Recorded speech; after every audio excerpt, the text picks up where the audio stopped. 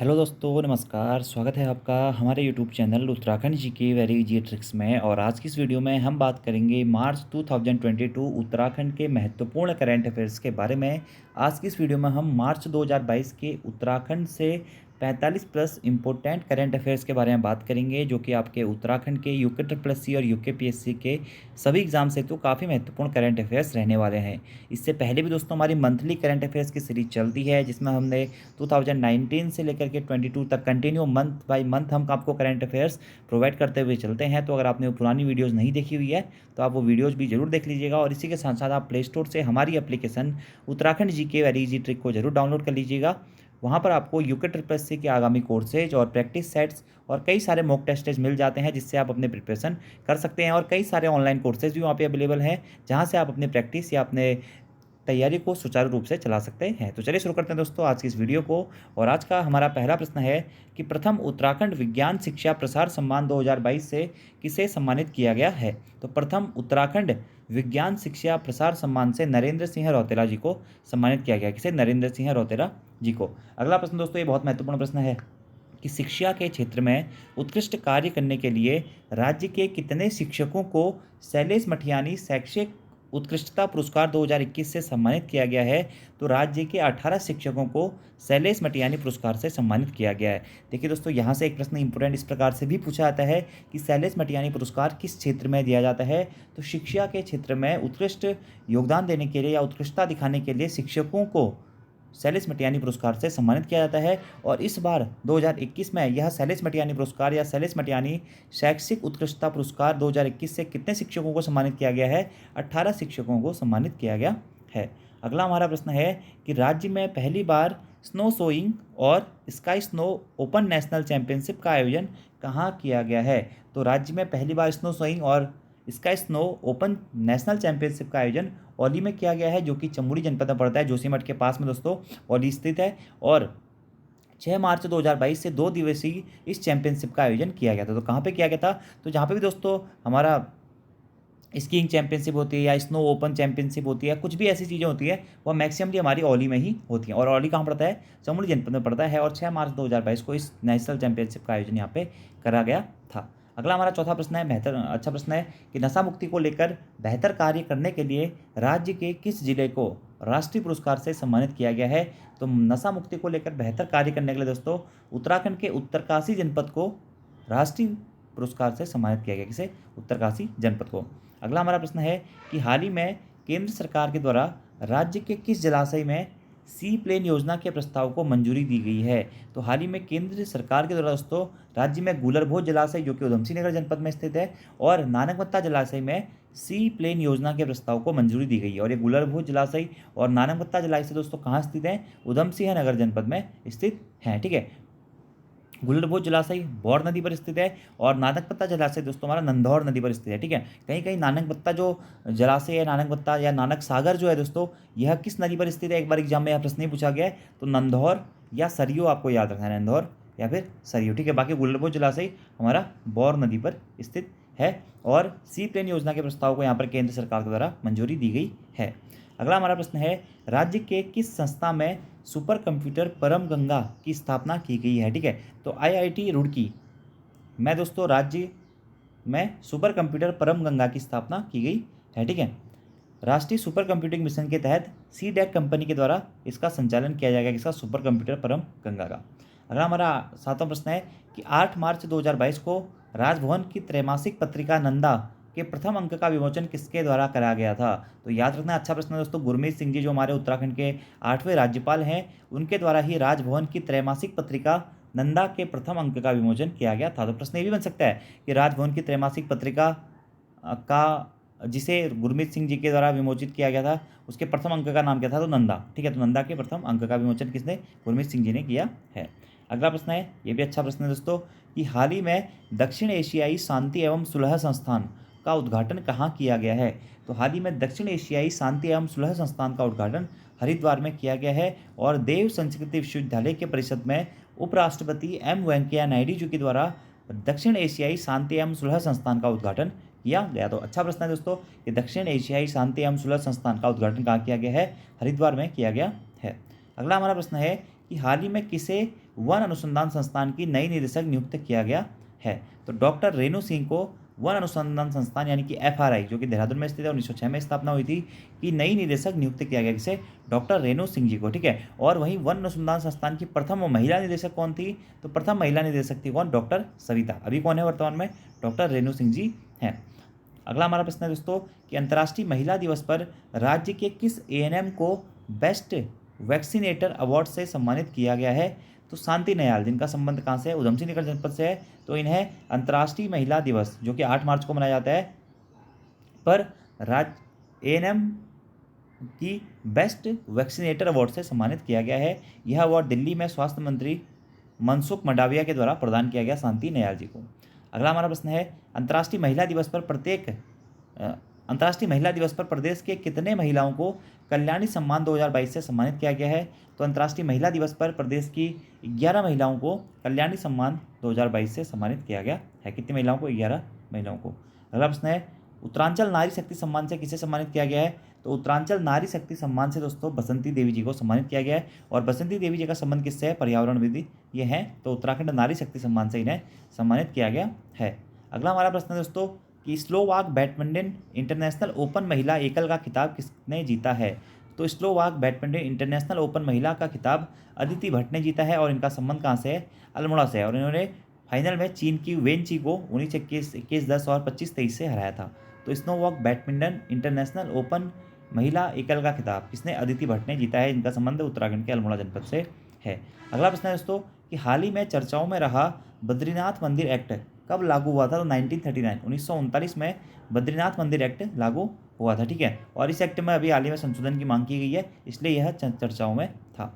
अगला हमारा प्रश्न है कि हाल ही में पाखरो टाइगर सफारी का उद्घाटन किया गया है। यह पाखरो टाइगर सफारी कहाँ स्थित है? ठीक है। तो यह नैनीताल के कालागढ़ टाइगर रिजर्व में स्थित है पाखरो टाइगर सफारी। तो पाखरो टाइगर सफारी का उद्घाटन कहाँ किया गया है? नैनीताल के कालागढ़ टाइगर रिजर्व में किया गया है। अगला हमारा प्रश्न दोस्तों ये महत्वपूर्ण प्रश्न है कि किस राज्य सरकार के द्वारा समान नागरिक संहिता लागू करने के लिए एक उच्च स्तरीय कमेटी का गठन किया गया है? तो उत्तराखंड के मुख्यमंत्री पुष्कर सिंह धामी जी के द्वारा समान नागरिक संहिता को लागू करने के लिए 24 मार्च 2022 को एक उच्च स्तरीय कमेटी का गठन किया गया है, और जिसके तहत समान नागरिक संहिता को लागू करने की योजनाओं के ऊपर या उसके जो आपका मेमोरेंडम होता है वह बनाया जाएगा। ठीक है। और समान नागरिक संहिता के बारे में या यूनिफॉर्म सिविल कोड के हमारा जो ये होता है, कौन से आर्टिकल में इसके बारे में बताया गया? तो अनुच्छेद 44 में दोस्तों हमें समान नागरिक संहिता के बारे में मिलता है। और समान नागरिक संहिता लागू करने वाला देश का प्रथम राज्य कौन सा था? गोवा था। और अगर उत्तराखंड में यह समान नागरिक संहिता लागू हो जाती है दोस्तों, तो उत्तराखंड दूसरा राज्य बन जाएगा। ठीक है। अभी खाली कमेटी का गठन हुआ है। अगला हमारा प्रश्न है हाल ही में उत्तराखंड राजभवन परिसर में बोनसाई गार्डन का पुनरुत्थान तथा विस्तारीकरण कार्यों का लोकार्पण किसके द्वारा कराया गया? ठीक है। तो राष्ट्रपति रामनाथ कोविंद जी के द्वारा 27 मार्च 2022 को राजभवन परिसर में बोनसाई गार्डन का पुनरुत्थान तथा विस्तारीकरण कार्यों का लोकार्पण किया गया है। ठीक है। इसके 1500 स्क्वायर फीट या स्क्वायर मीटर क्षेत्रफल में 220 प्रकार के बोनसाई पौधे संरक्षित किए गए हैं। अगला हमारा प्रश्न है उत्तराखंड की पहाड़ी टोपी और पारंपरिक परिधान मिर्जई को खास पहचान दिलाने वाले लोक शिल्पी कैलाश भट्ट जी का हाल ही में निधन हो गया है। इनका संबंध किस जनपद से है? तो चमोली से इनका संबंध माना जाता है। तो प्रश्न ये भी बन सकता है आपसे दोस्तों कि उत्तराखंड की पहाड़ी टोपी और पारंपरिक परिधान मिर्जई को खास पहचान दिलाने वाले व्यक्ति के रूप में किसे जाना जाता है? तो लोक शिल्पी कैलाश भट्ट जी को जाना जाता है। किसे? कैलाश भट्ट जी को। और यह मूलतः किस जनपद के निवासी है? चमोली जनपद के निवासी हैं। ठीक है। गोपेश्वर के हल्द्वापानी निवासी हैं।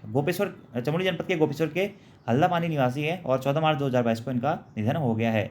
इन्होंने वर्तमान पीढ़ी को मिर्जई, झकोटा, आंगड़ी, गाती, घुंघटी, त्यूखा, ऊनी, सलवार, सड़कोट, अंगोछा, गमछा या टोपी, लौवा, पहाड़ी टोपी, दोखा जैसे पारंपरिक परिधानों से वर्तमान पीढ़ी को परिचित कराया था। तो प्रश्न ये बन सकता है दोस्तों कि कैलाश भट्ट जी का संबंध किस क्षेत्र से है? तो ये शिल्पकार थे, लोक शिल्पी के रूप में इन्हें जाना जाता है। अगला प्रश्न दोस्तों कि हाल ही में किसे डिश टीवी यानी कि D2H के नए ब्रांड एम्बेसडर बनाया गया है? तो ऋषभ पंत, जिनका संबंध उत्तराखंड से ही माना जाता है, इन्हें डिश टीवी D2H का नया ब्रांड एम्बेसडर बनाया गया है। अगला हमारा प्रश्न है स्नो स्विंग राष्ट्रीय चैंपियनशिप प्रतियोगिता में किस राज्य ने प्रथम स्थान प्राप्त किया है? तो स्नो स्विंग राष्ट्रीय चैंपियनशिप प्रतियोगिता में उत्तराखंड ने प्रथम स्थान प्राप्त किया है। उत्तराखंड को कुल आज 8 पदक मिले, 5 गोल्ड पदक थे इसमें। ठीक है। और इसका आयोजन जम्मू कश्मीर के गुलमर्ग में 19 और 20 मार्च को किया गया था। तो स्नो स्विंग राष्ट्रीय चैंपियनशिप प्रतियोगिता में प्रथम स्थान किस राज्य को प्राप्त हुआ है? उत्तराखंड को प्राप्त हुआ है। अगला प्रश्न है दोस्तों कि एशियाई यूथ एवं जूनियर बॉक्सिंग चैंपियनशिप में 48 किलो वर्ग भार में किसने स्वर्ण पदक जीता है? तो निवेदिता कार्की, जिनका संबंध कहाँ से? पिथौरागढ़ से, और ये बॉक्सिंग से संबंधित है। इन्होंने एशियाई यूथ एवं जूनियर बॉक्सिंग चैंपियनशिप में 48 किलो भार वर्ग में स्वर्ण पदक जीता है, ठीक है। और जो एशियाई यूथ एवं जूनियर बॉक्सिंग चैंपियनशिप थी, इसका आयोजन कहाँ किया था? जॉर्डन में इसका आयोजन किया गया था। अगला हमारा प्रश्न है, हाल ही में टेस्ट क्रिकेट में सर्वाधिक तेज अर्धशतक लगाने वाला प्रथम भारतीय खिलाड़ी कौन बन गया है? तो ऋषभ पंत जी पहले भारतीय खिलाड़ी बन गए हैं जिन्होंने सर्वाधिक तेज टेस्ट अर्धशतक मारा है 28 गेंदों में। अगला हमारा प्रश्न है, किस संस्था के द्वारा 14 मार्च को रिसर्च डे के रूप में मनाए जाने की घोषणा की गई है? तो आईआईटी रुड़की के द्वारा दोस्तों 14 मार्च को रिसर्च डे के रूप में मनाने की घोषणा की गई है। तो प्रश्न ये बन सकता है दोस्तों कि आईआईटी रुड़की के द्वारा रिसर्च डे को कब मनाए जाने की घोषणा की गई? तो 14 मार्च को मनाया जाएगा क्या रिसर्च डे? इंपोर्टेंट है क्वेश्चन। अगला प्रश्न है, उत्तराखंड की 5वीं विधानसभा के लिए किसे प्रोटेम स्पीकर नियुक्त किया गया था? तो उत्तराखंड की 5वीं विधानसभा के लिए दोस्तों प्रोटेम स्पीकर बंशीधर भगत जी को नियुक्त किया गया था। और ये प्रोटेम स्पीकर की नियुक्ति कौन करते हैं? राज्यपाल करते हैं। और ये बंशीधर भगत किस विधानसभा सीट से निर्वाचित हुए थे या चयनित हुए थे? तो कालाडूंगी विधानसभा सीट से बंशीधर भगत जी चयनित हुए थे, जिन्हें विधानसभा के लिए प्रोटेम स्पीकर नियुक्त किया गया था। और उत्तराखंड की 5वीं विधानसभा में दोस्तों आपके मुख्यमंत्री कौन है? तो मुख्यमंत्री हमारे बने हैं कौन दोस्तों? पुष्कर सिंह धामी जी। पुष्कर सिंह धामी जी, याद रखना है आपको। और विधानसभा अध्यक्ष कौन है? आप लोगों को कमेंट बॉक्स में बताना है। विधानसभा अध्यक्ष, ठीक है, रितु खंडूरी जी है, मैं बता देता हूँ, ठीक है। और उत्तराखंड की प्रथम महिला विधानसभा अध्यक्ष भी कौन है? रितु खंडूरी जी ही है, ठीक है। वहीं उत्तराखंड के प्रथम विधानसभा अध्यक्ष कौन थे पूछा जाएगा? तो प्रथम विधानसभा अध्यक्ष थे प्रकाश पंत। प्रथम निर्वाचित विधानसभा अध्यक्ष थे यशपाल आर्या। और प्रथम महिला विधानसभा अध्यक्ष थे कौन? रितु खंडूरी जी। अभी दोस्तों सचिवालय का एग्जाम पेपर हुआ था, आपको याद होगा। तो सचिवालय के एग्जाम पेपर में फर्स्ट आंसर की में जो प्रश्न पूछा गया था, एक प्रश्न पूछा गया था, उत्तराखंड के प्रथम विधानसभा अध्यक्ष कौन थे, ठीक है। सॉरी, प्रथम निर्वाचित विधानसभा अध्यक्ष कौन थे पूछा गया था। तो आंसर दिया गया था यशपाल आर्या, जो कि बिल्कुल सही आंसर था। लेकिन रिवाइज आंसर की में आयोग ने शायद वो आंसर चेंज कर दिया था। लेकिन तब भी आपको अपना कॉन्सेप्ट क्लियर रखना है, ठीक है, कि प्रथम विधानसभा अध्यक्ष कौन थे? प्रकाश पंत थे, जो कि मनोनीत हुए थे। प्रथम निर्वाचित विधानसभा अध्यक्ष जो कि चयनित हुए थे कौन थे? यशपाल आर्या जी थे। और प्रथम महिला विधानसभा अध्यक्ष कौन है? बहुत महत्वपूर्ण प्रश्न है। तो रितु खंडूरी भूषण जी, जो कि कोटद्वार से विधायक है, वह प्रथम महिला विधानसभा अध्यक्ष हैं। अगला प्रश्न देखिए, हाल ही में किसके द्वारा उत्तराखंड के 12वें मुख्यमंत्री के रूप में शपथ ग्रहण की गई? तो पुष्कर सिंह धामी जी के द्वारा 23 मार्च 2022 को उत्तराखंड के 12वें मुख्यमंत्री के रूप में शपथ ग्रहण की गई है। उत्तराखंड की प्रथम महिला विधानसभा अध्यक्ष किसे नियुक्त किया गया है? तो रितु खंडूरी जी को आपका निर्विरोध उत्तराखंड की प्रथम महिला विधानसभा अध्यक्ष नियुक्त किया गया है। और यह कोटद्वार विधानसभा सीट से विधायक है। कहाँ से? कोटद्वार विधानसभा सीट से विधायक है। अगला प्रश्न है, ऐतिहासिक झंडे जी मेले का आयोजन कहाँ किया जाता है? तो देहरादून में दोस्तों झंडे मेले का आयोजन होता है। और कब से किया गया है? 22 मार्च से किया गया है, ठीक है। तो झंडा मेला कहाँ पे? देहरादून में। अगला प्रश्न है, चार धाम परियोजना के उच्चाधिकारी प्राप्त समिति एचपीसी का नया अध्यक्ष किसे नियुक्त किया गया है? तो चार धाम परियोजना के उच्चाधिकारी प्राप्त समिति एचपीसी का नया अध्यक्ष दोस्तों जस्टिस के सीकरी को नियुक्त किया गया है, जिन्होंने रवि चोपड़ा के इस्तीफा के बाद में स्थान ग्रहण किया है। अगला प्रश्न है, हाल ही में किस संस्था कॉलेज ने अपना 100वां स्थापना दिवस मनाया है? तो राष्ट्रीय इंडियन मिलिट्री कॉलेज IMC, राष्ट्रीय इंडियन मिलिट्री कॉलेज के द्वारा अपना 100वां स्थापना दिवस मनाया गया है। और इंडियन मिलिट्री कॉलेज जो कि कहाँ स्थित है? देहरादून में स्थित है। इसकी स्थापना कब हुई थी? 13 मार्च 1922 को दोस्तों इसकी स्थापना हुई थी। और अभी हमारा 13 मार्च 2022 को इसने अपना 100वां स्थापना दिवस मनाया है। तो प्रश्न ये बन सकता है कि इंडियन मिलिट्री कॉलेज यानी कि RIMC ने हाल ही में अपना कौन सा स्थापना दिवस मनाया है? तो 100वां स्थापना दिवस मनाया है। या आपने 100 वर्ष कब पूरे किए? तो आपका 13 मार्च 2022 को या 2022 को इसने अपने 100 वर्ष पूरे किए हैं। इस प्रकार के प्रश्न भी आपको याद रखने हैं। अगला प्रश्न है, हाल ही में पिथौरागढ़ वन विभाग द्वारा मानव और वन्य जीव के संरक्षण के लिए कौन सा अभियान चलाया गया है? ठीक है, तो हाल ही में पिथौरागढ़ वन विभाग के द्वारा मानव और वन्य जीव के संरक्षण के लिए गुलदार को दगड़िया अभियान चलाया गया। क्या? गुलदार को दगड़िया अभियान। तो गुलदार को दगड़िया अभियान का संबंध किससे है? ये भी पूछ सकता है। तो मानव और वन्य जीव के संरक्षण से इसका अभियान या संबंध माना गया है। अगला हमारा प्रश्न है, हाल ही में राज्य में महावारुणी स्नान महोत्सव का आयोजन किया गया है। तो कहाँ पर किया गया महावारुणी स्नान महोत्सव का आयोजन? ठीक है, तो ये किया गया दोस्तों दिनेशपुर, उधमसिंह नगर जनपद के दिनेशपुर में महावारुणी स्नान महोत्सव का आयोजन किया गया। कहाँ पे? उधमसिंह नगर जनपद के दिनेशपुर में, ठीक है, कामना सागर उधमसिंह नगर। श्री हरि मंदिर में अगला हमारा प्रश्न है दोस्तों, ये यहाँ से दूसरा प्रश्न है कि श्रीहरि मंदिर में 3 दिवसीय मेला मतुआ महामेला का आयोजन किया गया है। तो ये मतुआ मिशन के संस्थापक कौन थे? तो हरि चांद जी, ठीक है। और इनकी 210वीं जयंती पर इस मतुआ महामेला का आयोजन किया गया। तो यहाँ पर दोस्तों एक पॉइंट आपको ये भी याद रखना है कि मतुआ महामेला का आयोजन कहाँ किया जाता है? तो ये भी दोस्तों हमारा उधम सिंह नगर जनपद में ही किया जाता है। और वहीं महावारुणी स्नान महोत्सव का आयोजन कहाँ किया गया? तो ये भी उधम सिंह नगर जनपद में ही किया गया है। तो महावारुणी स्नान महोत्सव उधम सिंह नगर जनपद और मतुआ महामेला उधम सिंह नगर जनपद। श्रीहरि मंदिर भी कहाँ है दोस्तों? उधम सिंह नगर जनपद में ही स्थित है, ठीक है, याद रखना आपको। अगला हमारा प्रश्न है कि राज्य सरकार के द्वारा हाल ही में किस फिल्म को टैक्स फ्री किया गया है? तो द कश्मीर फाइल्स, आपको पता है, ठीक है। और कमेंट बॉक्स में बताना है कि द कश्मीर फाइल्स के जो ये मूवी है इसके निर्देशक कौन है, ठीक है। अगला हमारा प्रश्न है नीति आयोग के निर्यात तत्परता सूचकांक यानी कि ईपीआई 2021 में किस हिमालयी राज्य को प्रथम स्थान प्राप्त हुआ है? दोस्तों बहुत महत्वपूर्ण ये प्रश्न है। तो नीति आयोग के निर्यात तत्परता सूचकांक में उत्तराखंड राज्य को प्रथम स्थान प्राप्त हुआ है, ठीक है। और ओवरऑल देखा जाए तो ओवरऑल दोस्तों इनमें 17वां रैंक है, लेकिन हिमालयी राज्यों के क्रम में देखा जाए तो हिमालयी राज्यों के क्रम में निर्यात तत्परता सूचकांक में उत्तराखंड को हमारा पहला स्थान प्राप्त हुआ है, ठीक है। और ओवरऑल अगर पूछा जाएगा कि निर्यात तत्परता सूचकांक में भारत में सबसे पहला स्थान किसे प्राप्त हुआ है? तो गुजरात को पहला स्थान प्राप्त हुआ है, लेकिन हिमालयी राज्यों में उत्तराखंड को प्रथम स्थान प्राप्त हुआ है। अगला प्रश्न है किस राज्य को हाल ही में हेली सेवाओं में सबसे सक्रिय राज्य का पुरस्कार प्रदान किया गया है? तो अभी हाल ही में दोस्तों उत्तराखंड राज्य को मार्च महीने में ही हेली सेवाओं में सबसे सक्रिय राज्य का पुरस्कार प्रदान किया गया है। और हैदराबाद में ग्लोबल एविएशन समिट में केंद्रीय उड्डयन मंत्री ज्योतिराज सिंधिया जी के द्वारा हेली सेवाओं में सबसे सक्रिय राज्य का पुरस्कार उत्तराखंड राज्य को प्रदान किया गया है। अगला प्रश्न दोस्तों कि उत्तराखंड पुलिस का वह जवान जिसके द्वारा हाल ही में अफ्रीका महाद्वीप की सबसे ऊंची चोटी किलिमंजारो को फतह किया गया है कौन है? तो उत्तराखंड पुलिस के वह जवान है कौन? राजेंद्र नाथ जी, जिन्होंने अफ्रीका महाद्वीप की सबसे ऊंची चोटी किलिमंजारो को फतह किया है। तो राजेंद्र नाथ जी। अगला हमारा प्रश्न है हाल ही में चर्चाओं में रही उत्तराखंड की प्रियंका चौधरी का संबंध किस क्षेत्र से है? तो बॉक्सिंग से दोस्तों इनका संबंध है, किसका? प्रियंका चौधरी का। और उत्तराखंड को अंतर्राष्ट्रीय स्तर पर पदक दिलाने वाली महिला बॉक्सर के रूप में प्रियंका चौधरी जी को जाना जाता है। तो ये किससे संबंध है इनका? बॉक्सिंग से। अगला हमारा प्रश्न है आईआईटी रुड़की के द्वारा किसे गंगा पुनरुद्धार पुरस्कार 2021 से सम्मानित किया गया है? तो आईआईटी रुड़की के द्वारा दोस्तों राजीव रंजन मिश्रा को गंगा पुनरुद्धार पुरस्कार 2021 से सम्मानित किया गया है। और यह national mission for clean Ganga के पूर्व महानिदेशक रह चुके हैं। इसी कारण आईआईटी रुड़की के द्वारा इन्हें गंगा पुनरुद्धार पुरस्कार 2021 से सम्मानित किया गया, किसे? राजीव रंजन मिश्रा जी को। अगला हमारा प्रश्न है दोस्तों कि मिस एंड मिसेज बेंगलुरु 2022 से किसे सम्मानित किया गया? तो मिस एंड मिसेज बेंगलुरु 2022 से सोनी भट्ट मैनाली जी को सम्मानित किया गया, किसे? सोनी भट्ट मैनाली जी को। तो मिस एंड मिसेज बेंगलुरु 2022 से किसे सम्मानित किया गया? सोनी भट्ट मैनाली जी को सम्मानित किया गया है। और ये कहाँ से संबंधित है? खटीमा से।